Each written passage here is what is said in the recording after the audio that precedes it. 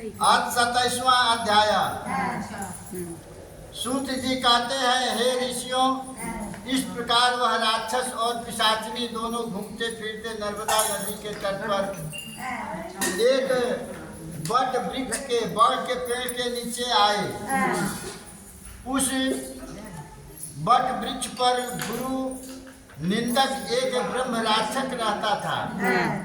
उस बड़ के पेड़ के ऊपर एक गुरु के निंदा करने वाला, जो पहले जन्म में निंदा किया था, फिर वह राक्षस हुआ। इसलिए गुरु के ब्राह्मण के निंदा नहीं करना चाहिए कभी भी। कह रहे हैं कि उस बड़ वृक्ष पर गुरु निंदक एक ब्रह्म राक्षस रहता था। उन दोनों को देखकर वह राक्षस कहने लगा, अरे तुम कौन हो और किस पाप के कारण इस दशा को प्राप्त हुए हो? तब राक्षस रूपधारी राजा ने अपना तथा पिशाचिनी का संपूर्ण वृत्तांत सुनाकर कहा कि अब आप भी अपना वृत्तांत सुनाइए, क्योंकि आज से हम आपस में मित्र हो गए हैं। अतः मित्र से कुछ छिपाना नहीं चाहिए। तब ब्रह्म राक्षस कहने लगा, हे मित्र, मगध देश में बहुत समय पहले मैं प्रवीण सोमदत्त नाम का ब्राह्मण था। मैंने अपने को बड़ा भारी विद्वान मानकर अभिमान बस गुरु का अपमान किया।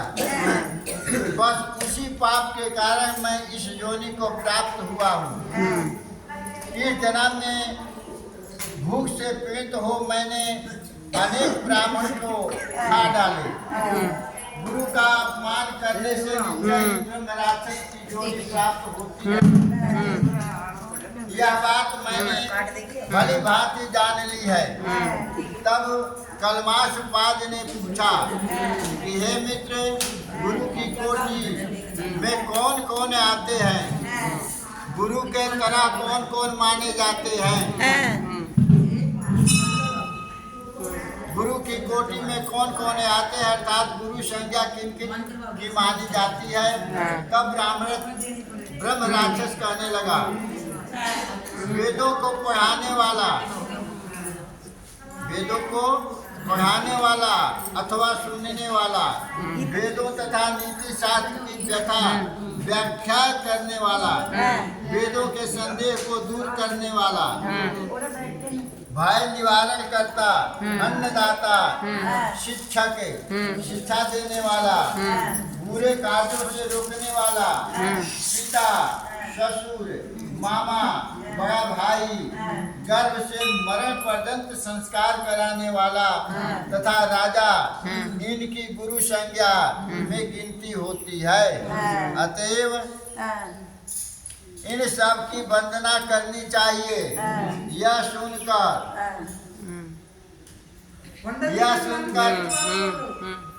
पुनः कलमाशपाद ने पूछा, हे भाई, तुमने अनेक गुरु कहे गए हैं, इनमें से कोई बड़ा भी है या सभी बराबर हैं?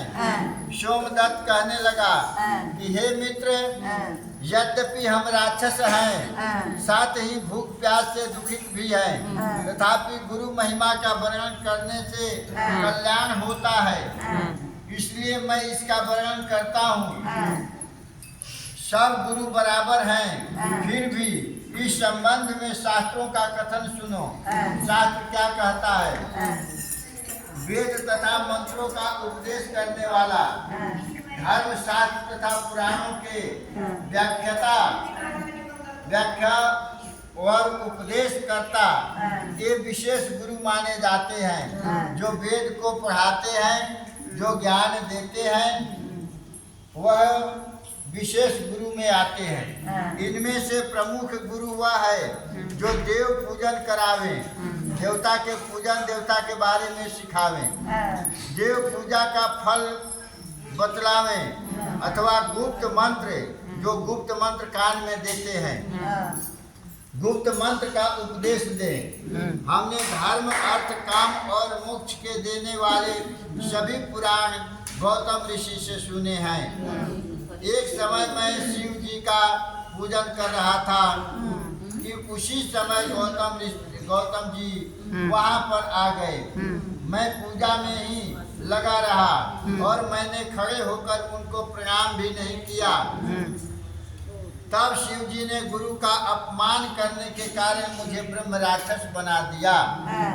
वह ब्राह्मण कह रहा है जो राक्षस बना था कि मैं पहले जब ब्राह्मण था तब शिव जी के मंदिर में शिव जी के पूजा कर रहा था। उसी समय हमारे गुरु गौतम ऋषि आए, लेकिन मैं आए हुए देख करके शिव जी के पूजा नहीं छोड़ा, अपने गुरु को न प्रणाम किया, इसलिए अपमान का वह पाप जो है हमें लगा और शिव जी हमें ब्रह्म राक्षस बना दिए।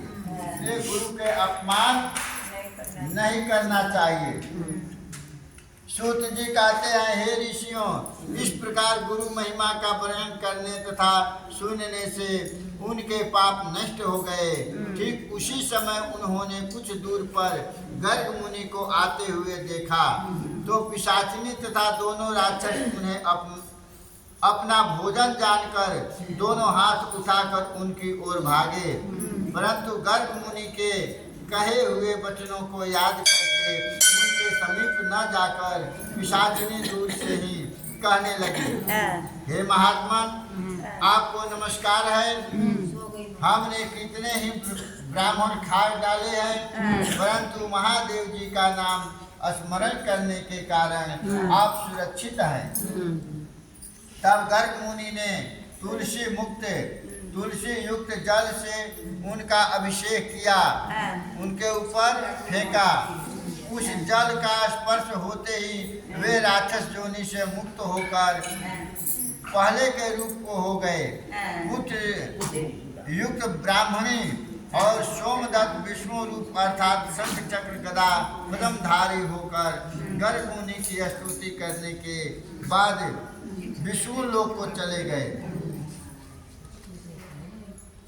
तब राजा कलमास्पाद अपने रूप को प्राप्त होकर सोच में पड़ गया।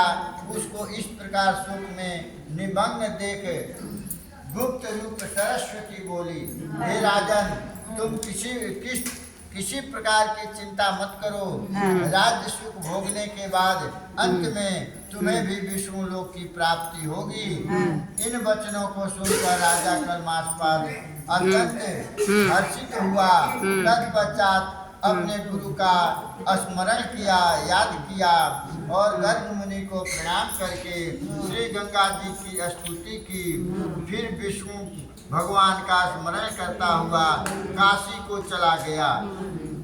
वहाँ 6 मास तक काशी जी, गंगा और विश्वनाथ महादेव जी के दर्शन करके आनंद को प्राप्त हुआ। इसके बाद प्रसन्नता पूर्वक वह अपने राज्य में आया।